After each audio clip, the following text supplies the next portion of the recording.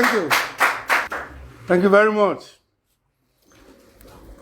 Fellow Sierra Leoneans, distinguished members of the international community, friends of Sierra Leone, and esteemed listeners. Today, I stand before you to address you on a matter of utmost significance, a matter that deeply concerns the very essence of our cherished nation, Sierra Leone. This matter touches the lives and hearts of every citizen, transcending political affiliations, ethnic and regional boundaries. It revolves around our recently concluded three-day inter-party dialogue between the APC and the bill-led SLPP regime, and the subsequent agreement or communique signed by the APC, the SLPP government, and international mediators representing the African Union, ECOWAS, and the Commonwealth. I have passionately followed your diverse reactions before, during, and after the dialogue. I would like to state at the outset that I am heartened by your critical perspectives and keen interest in such a matter which understandably, but most unfortunately, also almost descended into the risk of disturbing the hard-earned unity and peace within our party, as well as distracting us from the party's high sense of a national purpose. I totally understand the emotions, the anxieties, and even the disappointment among some of us. I make bold to say that the mixed reactions were not unexpected.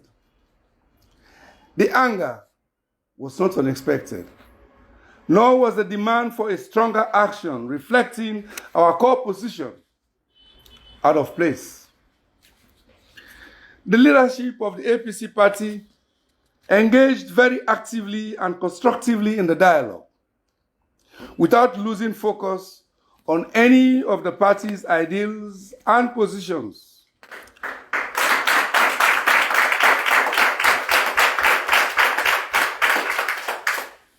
The leadership of the party engaged very actively and comprehensively in the dialogue, without losing focus on any of the party's ideals and positions relative to the rigged June 23 elections.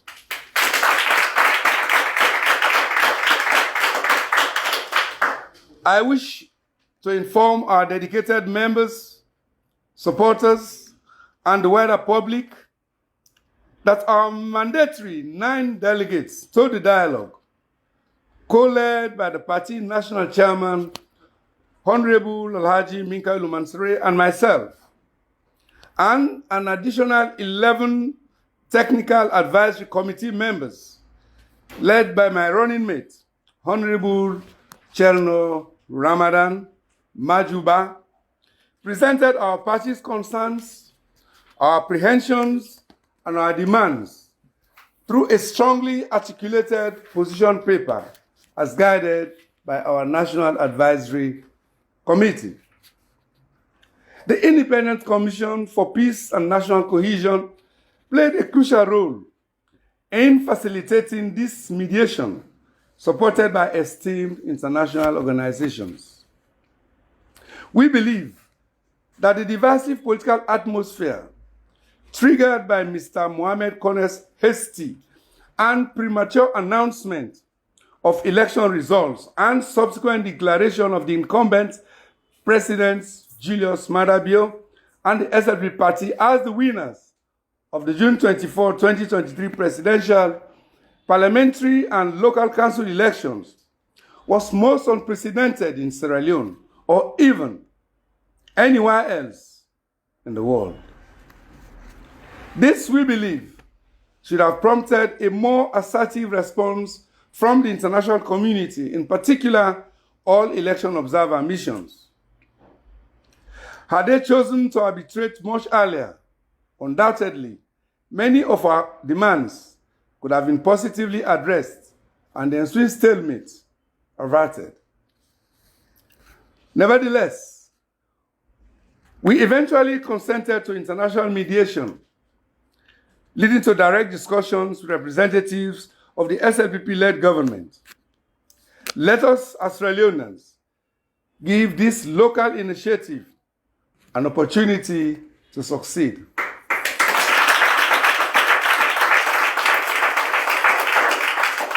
Thank you. The communique contains several constructive provisions and benchmarks that, if honestly and patriotically addressed and in good faith, can help restore the will of the people and uphold true democracy. Through the dialogue, the three esteemed international organizations fostered an atmosphere of respect and urged Sierra Leoneans to take ownership of the process, prioritizing national interests above party-specific gains.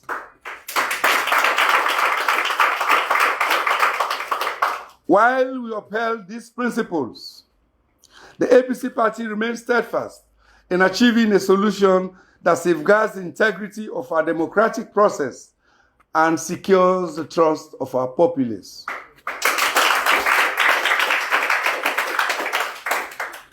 Considering the nature of the massive election irregularities and our demand for ECSL certified results to be provided to party agents and observers as legally demanded, we believe that the cross-party committee provided for in Resolution 3 of the agreement will address such concerns. Both sides have agreed that this committee will review within 6 months the 2023 electoral cycle, taking into account various stages, including voter registration, voter card issuance, ballot paper procurement, election day procedures, vote tallying, tabulation, and results announcement.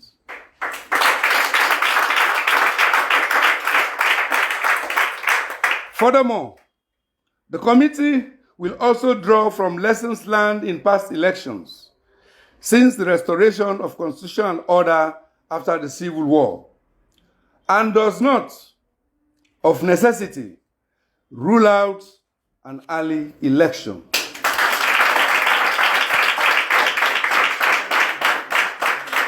The preamble of the communique underscores the sacredness of our country's laws, with both parties committing to uphold the rule of law.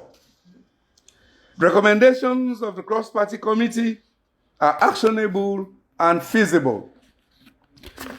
The committee will have co-leadership representation from the SLPP-led government, the APC, and development partners.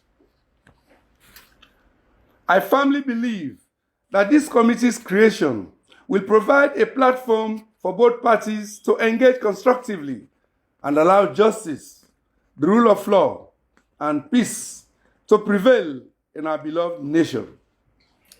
Our people demand justice and truth, and I call upon all stakeholders, particularly those patriotic Sierra Leoneans who will serve in the parallel committees of monitoring and moral guarantors, to stand resolute in defense of our fledgling democracy and our homeland.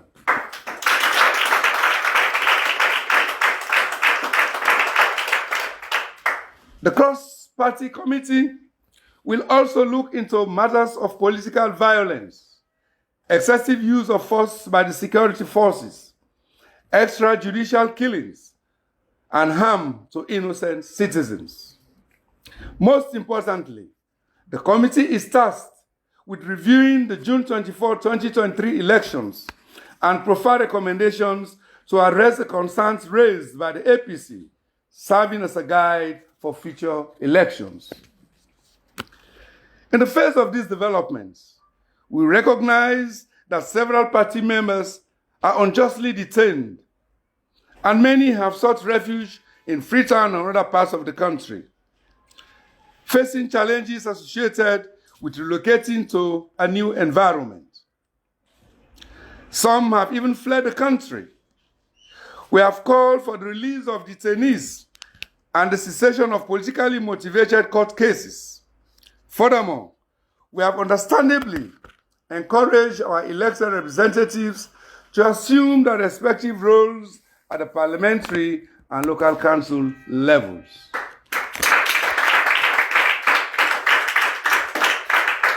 We sincerely appreciate their sacrifice and determination. We congratulate them and wish them well.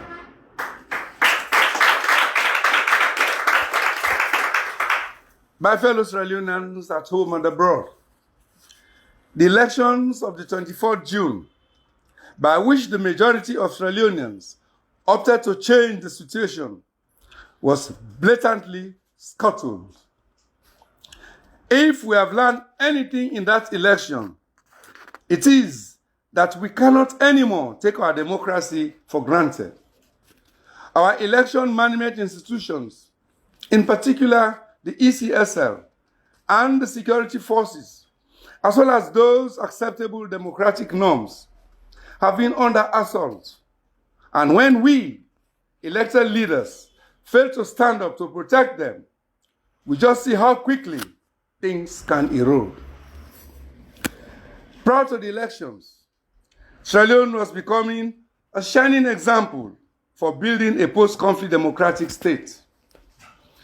We have started showing the world that a strong, open government and a free society can thrive when political power is entrusted to the people.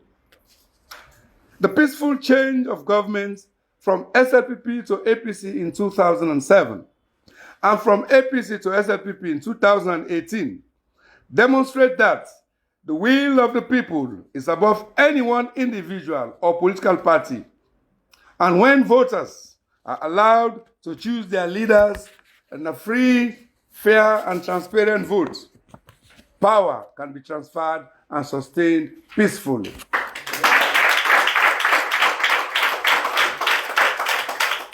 The dissatisfaction stemming from the elections has cast a shadow over our nation. The lack of transparency in those elections has left scars that still need healing. The perception that jobs are reserved for specific tribes, regions, or political party activists has sown seeds of discord. The fragile state of our economy keeps our people awake at night, worrying about their tomorrow, the day after, and the future ahead. Hurtful circumstances like these require calm nerves, clear thinking, and oftentimes unpopular, hard decisions.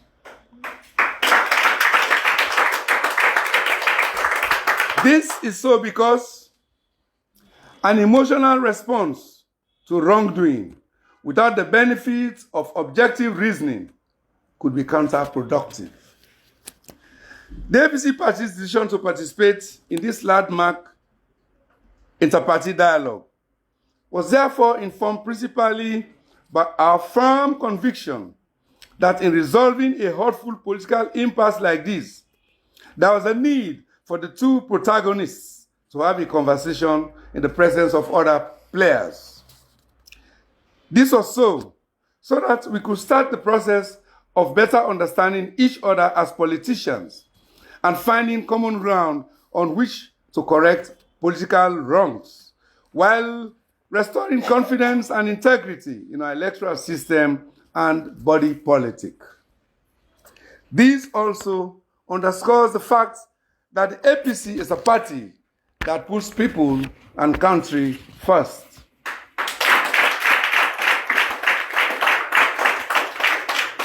President Bio's recent address to the nation, while endorsing the dialogue agreement in its entirety, effectively conveyed a message of intent for restoring national unity, democratic values, inclusive governance, cooperation, and a commitment to resolving political differences for the nation's benefit. It recognizes the role of external partners. It emphasizes the importance of national institutions and highlights a collective will to move forward. This encourages political cooperation and sets a positive tone for Sierra Leone's future. The President's call for collective responsibility and national development aligns with the inspirations of the citizens and is very much appreciated by the APC. In the spirit of cooperation, the APC commits to working collaboratively with the government to implement the provisions of the communique and ensure that the aspirations of Sierra Leoneans are realized. We believe that this dialogue should not be seen as the end, but as the beginning of a new chapter in our nation's history. A chapter characterized by inclusivity, accountability, transparency, and progress.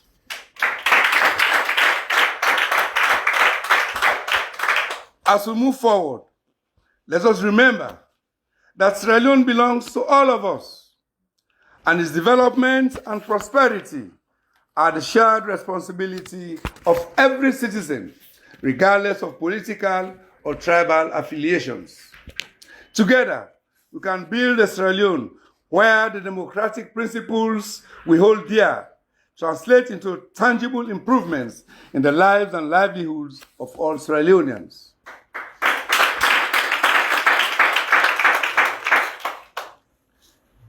President Bio, the destiny of our nation lies in our hands. We have a choice to make, and it's a choice that will define our legacy. We can continue down the path of division and intolerance, or we can choose the path of unity, inclusivity, and social cohesion to save Sierra Leone. To achieve unity, we must start by listening to the electorate and meeting their demands. We must start by talking to each other at all times. We must adhere to the communique agreement in its entirety. We cannot afford further delays, as any delay will be seen as a lack of respect for an agreement we willingly entered into, and more importantly, a lack of respect for the people of Sierra Leone and our international partners.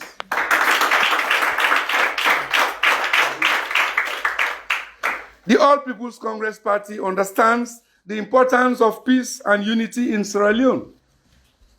We in the APC family firmly believe that a divided country is a weakened country. We recognize that the communique is not a destination, but a starting point towards restoring the unity, justice, democracy, and social cohesion that our nation so desperately needs. Today, we reaffirm our commitment as a party to this agreement, and we pledge to work with the government to ensure that it becomes more than just words on paper. Let us remember that responsibility to unite our country and foster social cohesion is not the sole burden of one political party, but a collective endeavor that requires all of us.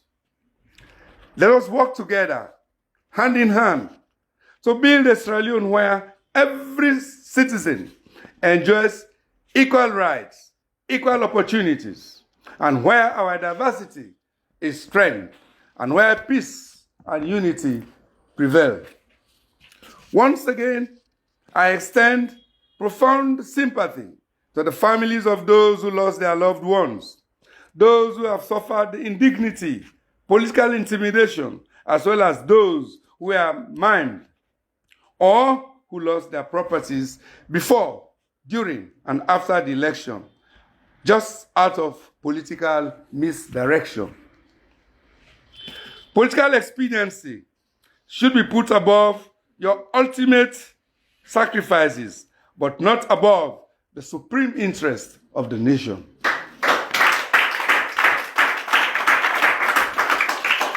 Let me thank the mediators, led by former Vice President of the Gambia, Her Excellency Madam Fatoumata Jallow Tambajan, representing the AU and ECOWAS, retired George Musaga from Kenya, who led the Commonwealth team, backup technical experts, the diplomatic community, and our development partners, who showed keen interest and supported the dialogue process in diverse ways.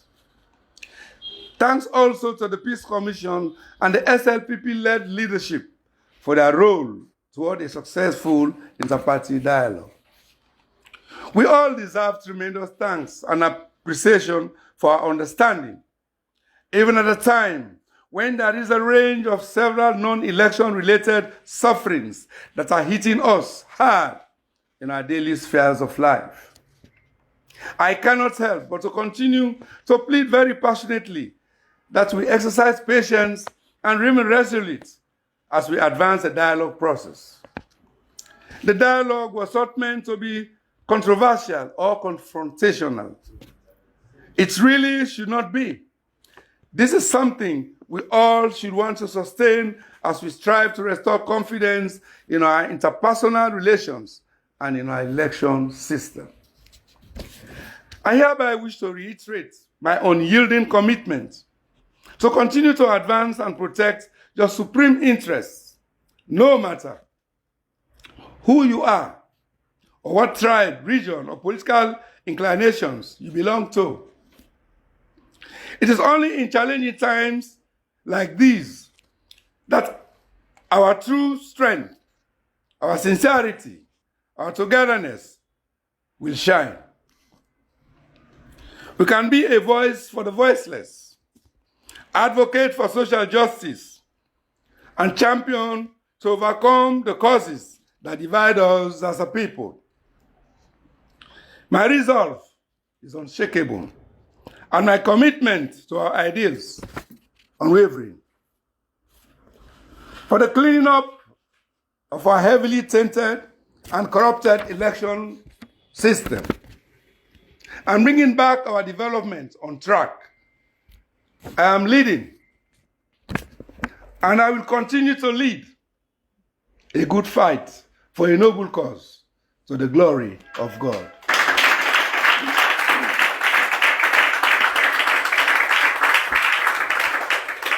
Thank you, and may God bless Sierra Leone.